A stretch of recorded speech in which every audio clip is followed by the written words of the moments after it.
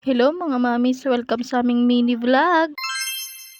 Eto nga pala yung ganap namin kahapon at linggo nga pala 'to. Dito nga pala kami ngayon sa kabila at ayan lumabas nga muna kami dahil may bibilhin nga kami. Bibili nga pala kami ng aalmusalin namin for today's video. Pagkatapos nga namin mag-almusal, bumalik na nga rin kami dito sa kabila. Hindi ko na nga pala na-videohan yung pagkadating namin dahil hingal na hingal ang person na 'to dahil sobrang init. At maya-maya nga eto nga ang bata at ka-video call nga niya yung mga pinsan niyang nagbakasyon sa Bulacan. Wala na kasing pasok kaya naman na yan nagbakasyon nga sila sa Bulacan. Kaya naman for the video call nga muna sila for today's video at hindi nga namin alam kung kailan nga sila babalik. Habang ka-video call nga niya yung mga pinsan niya sa Bulacan, naghubad nga siya ng damit dahil gusto nga daw niyang mag-swimming. Medyo tinutoyo-toyo na nga siya ng mga oras na yan. Naka-ready na nga yung susuotin yung damit dahil papaliguan ko na nga dapat siya ng mga oras na yan pero day ayaw niya pang maligo. At ayan, tuluyan na nga siyang tinopak at humiga na nga dito sa sahig.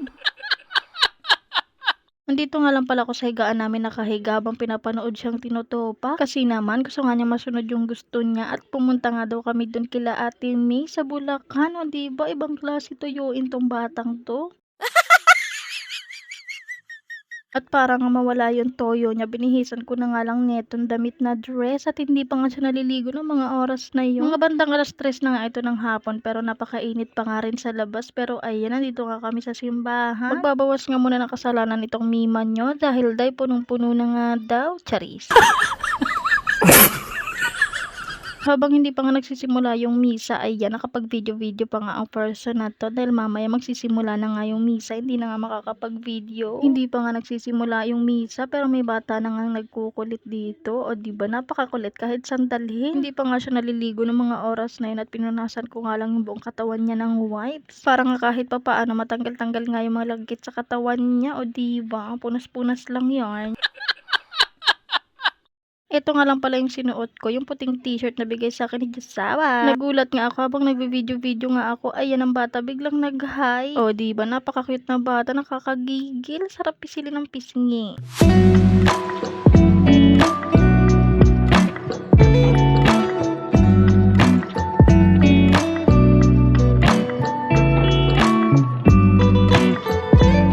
Kaya nga pala ako nakakapag-video-video dyan dahil hindi pa naman nagsisimula yung misa. At fast forward nga, gabi na nga pala ito at ngayon lang ulit nakapag-video. O diba, tinamad yarn. Yan nga palang leggings, yan yung sinuot ko na nagsimba kami. O diba, hindi na nga pala ako nakapagpalit. Lalaban ko nga pala yung mga damit ng Josawa ko dahil nagre-reklamo na nga siya, wala na daw siyang masuot. Pagkatapos ko nga siyang paikutin, nilagay ko naman dito sa may dryer para nga kahit paano matanggal nga yung mga sabon-sabon at hindi na nga ako mahirapan magbanlaw. Ganito kasi yung ginagawa namin pag naglalaba kami ni mama. Pagkatapos nga paikutin at patanggal yung mga dumi, nilalagay naman namin sa dryer para nga matanggal yung sabon-sabon. Para nga pag binanlawan, hindi na nga ganun kahirap dahil wala na nga siya gaano mga sabon-sabon. Habang ako nga dito may ginagawa at nagbibisi-bisihan, meron nga batang nanggugulo. O diba, napakakulit. Yung papa niyang nagsiselfon lang doon sa gilid, hindi niya ginugulo pero ako dito may ginagawa. Ay grabe ang panggugulo.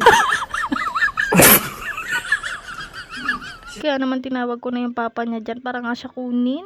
Ewan ko ba hindi naman kagad kinuha. Naiinis na talaga ako ng mga oras na yun, hindi lang talaga halata. Diyos mio Marimar. O diba, nautusan pa nga ang person, hindi na lang siya tumayo at para kunin na rin tong batang makulit. At sa wakas nga, ayan nga yung papa niya, tumayo na rin at kinuha na rin tong batang makulit na to dahil din nanggugulo talaga siya sa akin. At maya nga, meron nga silang tinitingnan dito. Kaya naman, ayan, titingin din tayo, hindi tayo magpapahuli. Charis. Habang busy nga silang mag-ama, kinuha ko naman yung planggana para nga pagtapos na itong dinadryer ko ay ilalagay ko nga doon at babanlawan na nga. Habang inaantay ko nga matapos yung dryer, ito naman at nakikichismis ako dito sa mag-amang to kung ano nga yung tinitignan nila sa cellphone. Dahil marites nga tayo, hindi tayo magpapahuli sa mga chismisa na ganyan. Hoy, hindi.